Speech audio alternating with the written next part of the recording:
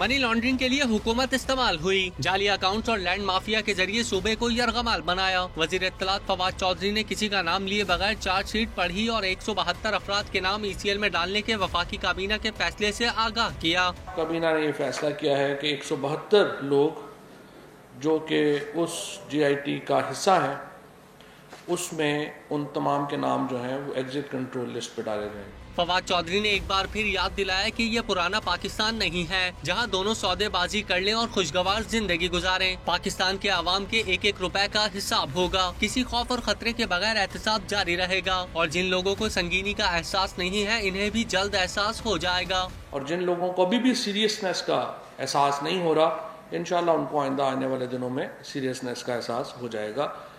काफ़ी हद तक तो हो ही गया है, वैसे ऊपर ऊपर से बेचारे हंस रहे हैं, अंदर से तो रो रहे हैं। जाली अकाउंट्स केस के बारे में कायम GIT के सरबराह ने चंद दिन पहले सुप्रीम कोर्ट में रिपोर्ट पेश करने के बाद जेर तफ्तीश अफराद के नाम ECL में डालने की इस्तदा की थी, जिस पर अदालत ने इस सिलसिले में वजारत दाखिला से रुजू करने का कहा था।